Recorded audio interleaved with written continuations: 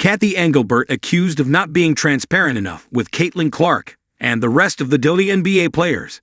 The CBA continues to remain unsigned despite the October deadline. It's been nearly a year since the WNBPA opted out of the current collective bargaining agreement, CBA, and negotiations with the league remain stalled, with Cathy Engelbert being accused of poor communication.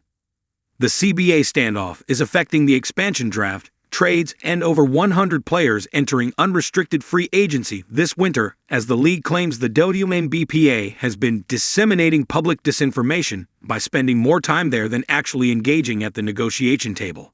Meanwhile, the players argue the league is trying to run out the clock, leaving fans uncertain, and the analyst Sophie Jones highlighted a key point about the ongoing impasse and points blame to the WNBA commissioner.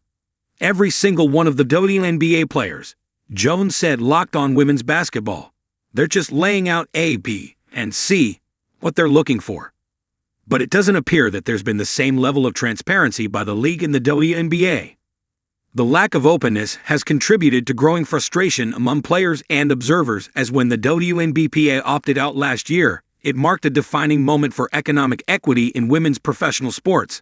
Since then, players have maintained consistent demands, reflecting their commitment to long-term progress, and their executive director Tara Jackson opened up on the determination of the professionals.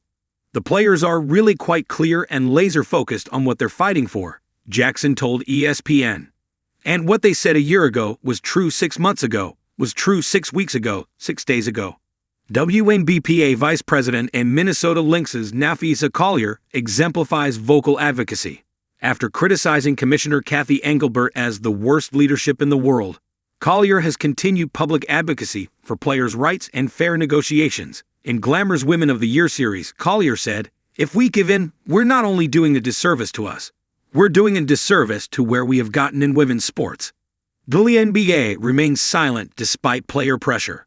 Commissioner Engelbert last addressed the CBA on October 3rd, emphasizing a transformative deal with revenue sharing and a potential maximum salary of $850,000. Since then, the league's office has remained silent on negotiations. The looming deadline raises concerns. Without a timely CBA, key events, including the 2026 draft lottery and expansion draft introducing 2 new teams, face disruption. Unrestricted free agents risk uncertainty in contract negotiations. Extending the CBA might stabilize league operations but does not ensure favorable terms for the players. Current pay scales would not apply to new deals, reinforcing the WNBPA's cautious stance.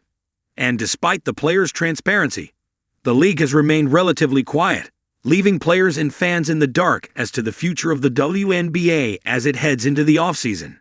That quote about spending less time disseminating misinformation and more time engaging constructively. It's basically the league saying, the players are holding it up, Jones said.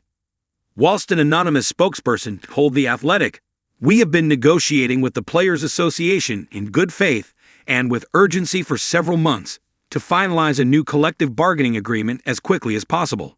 The league also criticized the WNBPA for delayed responses. A proposal submitted on October 1st was not answered until October 27th. The union claims the league is using timing as a negotiation tactic.